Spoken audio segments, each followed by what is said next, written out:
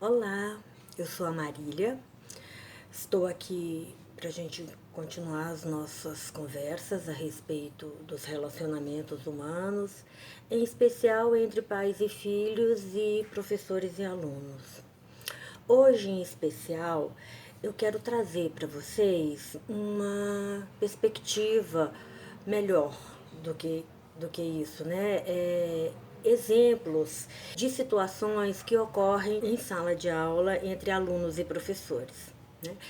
O professor pode pensar aqui junto comigo um pouquinho naquelas situações é, de confusão, de tumulto em sala de aula, não apenas de conflito, mas assim, que vira um tumulto e que tá todo mundo falando muitas coisas discordantes, ou todo mundo falando ao mesmo tempo, e também de conflitos, né? De que assim, uma pergunta vira um bate-boca. A gente usa muito essa expressão aqui nesse contexto, porque assim, é um bate lá e volta para cá e que não chega a lugar algum. Né? E essas situações nós chamamos aqui nesse contexto que estamos falando, com essa linguagem toda que a gente vem utilizando da análise transacional, de jogos psicológicos. E especificamente os jogos mais comuns em sala de aula. Então, um deles é justamente o tumulto, né? Ele ocorre quando por alguma razão ou algum mal-estar que a turma está vivendo, ou o próprio professor também, e ele ainda não se percebeu, ainda não se deu conta de que ele pode estar naquele dia específico um pouco mais sensível, um pouco mais suscetível a determinadas provocações dos alunos, né? E então o tumulto ele ocorre muito naquelas situações em que começa ou se faz uma pergunta ou um aluno fez uma pergunta e aí ao invés de chegarem a uma resposta, a uma solução da questão que está em discussão, vira aquela confusão, cada um falando uma coisa diferente ou falando as mesmas coisas ao mesmo tempo. E essa confusão, né, esse tumulto que é criado por uma confusão de todos, ou dos alunos ou do professor. Na verdade, nós sabemos, como eu tenho falado aqui, né, os relacionamentos eles são co-criados, eles são co-construídos. Então, se tem alguma dificuldade de aluno, provavelmente está enganchando ou sendo gatilho para uma dificuldade também do professor, né? E esse tumulto vai aumentando e vai seguindo de uma forma em que não se tem produtividade nenhuma no que está falando, não o professor não consegue transmitir o conteúdo que ele se propôs, os alunos não conseguem compreender o conteúdo e isso serve, assim, serve no sentido de ganho disfuncional, né? De ganho secundário. Serve para que não se chegue a lugar algum, não, não se consiga compreender, e aí os alunos confirmam uma crença que talvez possam ter a respeito do professor, que esse professor não é legal mesmo, que ele não é bom e não sabe lidar com alunos, não sabe dar uma boa aula, né? E o próprio professor pode confirmar algumas crenças que podem ser às vezes uma sensação de incapacidade, mas que talvez nem seja muito consciente, ou até como mecanismo de defesa, de reação, uma postura do tipo: os jovens, esses alunos são todos mesmo desinteressados, desmotivados, não sei o que acontece com essa geração atual, os pais mimam demais, ou os pais dão tudo que eles querem, e eles acabam sendo adolescentes, sendo jovens, que não têm interesses, que não se motivam, né? E que não vão aprender. Né? Um outro tipo de jogo, né, de conflito que ocorre em sala de aula é o que a gente chama assim de estúpido. O professor faz uma pergunta para o aluno e ele está viajando, está no mundo da lua, e ele faz assim, o quê? Sou eu? O professor chama o João e, curiosamente, só existe este João na sala de aula, naquela turma, e aí, quando ele escuta o nome, né, ele tá lá, talvez nem esteja conversando, nem esteja fazendo bagunça, mas ele tá lá absorto no seu mundo interno, né, nas suas imaginações, fantasias, pensamentos, e quando ele escuta o nome dele, ele fala, oi, oi, sou eu? Você me chamou, professor? E aí a turma já faz aquela, né, gozação em cima dele, já diz, ai, ó o fulano de novo, olha, ai, não, não é você não, é o presidente da república que ele chamou, né?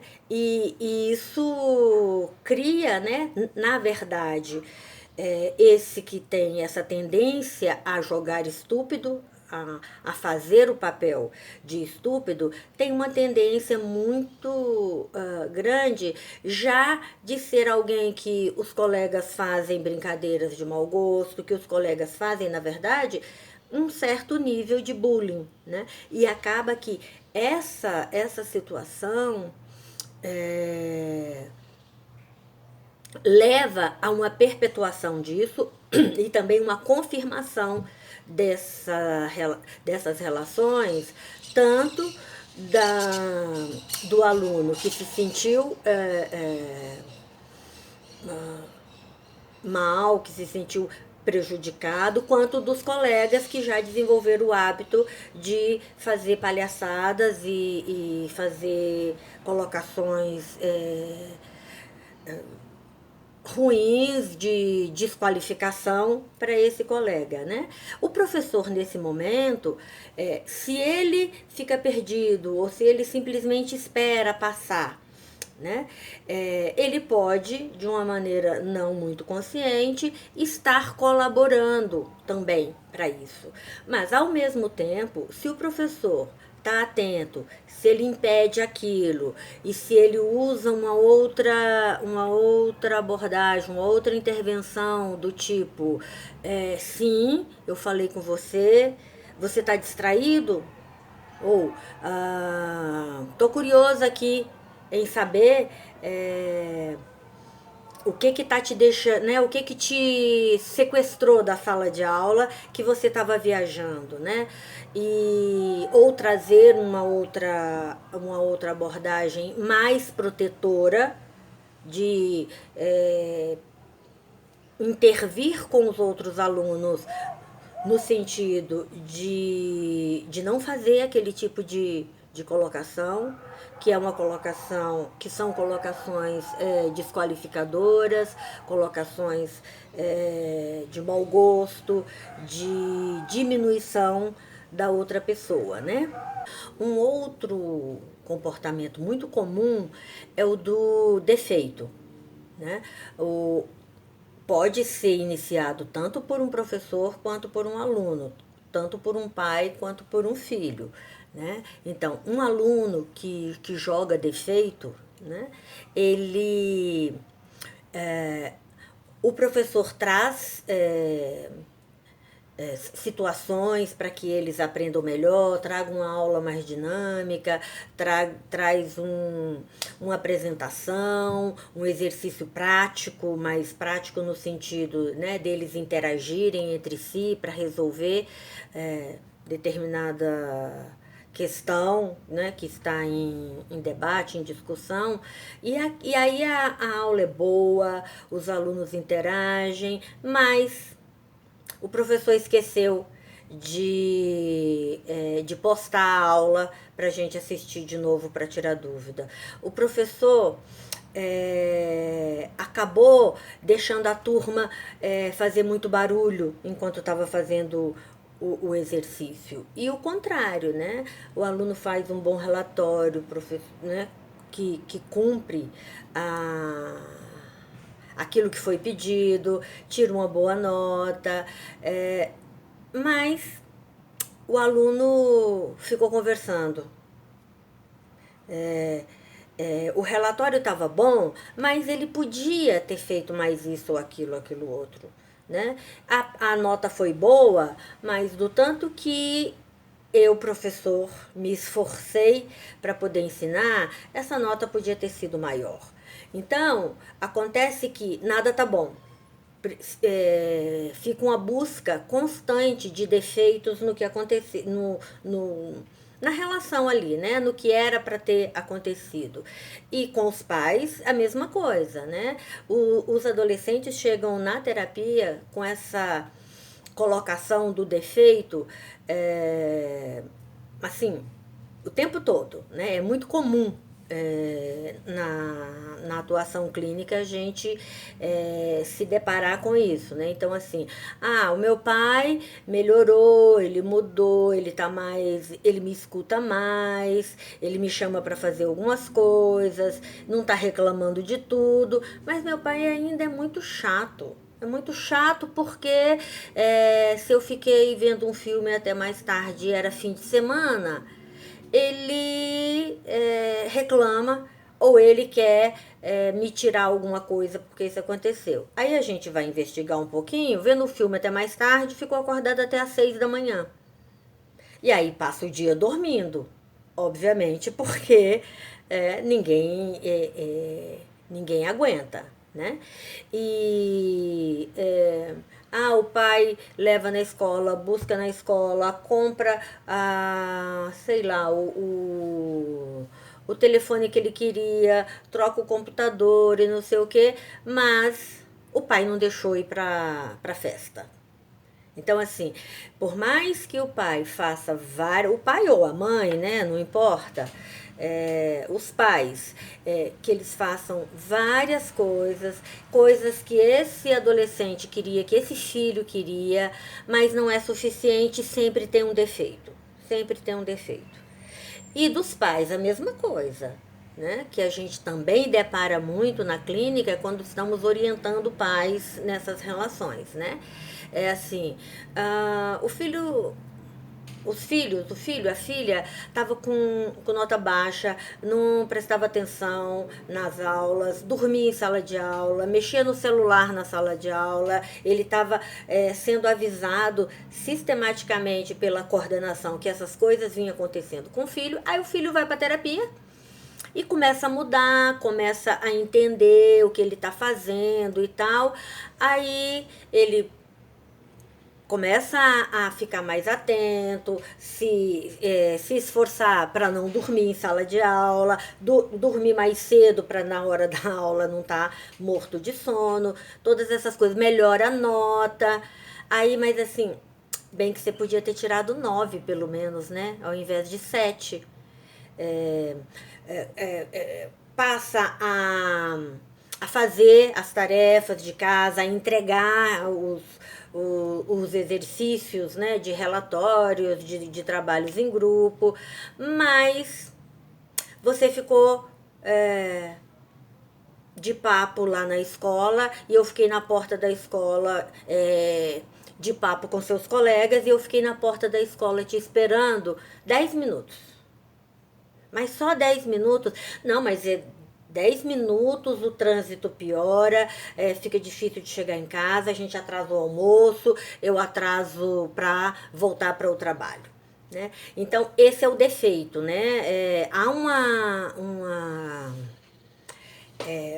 uma predisposição, uma iniciativa, ao invés de encontrar os erros, os acertos, aquilo que mudou e que melhorou no relacionamento, vai buscar as falhas, né? E é claro que falhas existirão. Então, a gente às vezes não precisa nem se esforçar muito, que vamos encontrar mais falhas do que acertos, né? E esse é um ponto importante para a gente pensar, né? Outro jogo chama-se Dever Atrasado.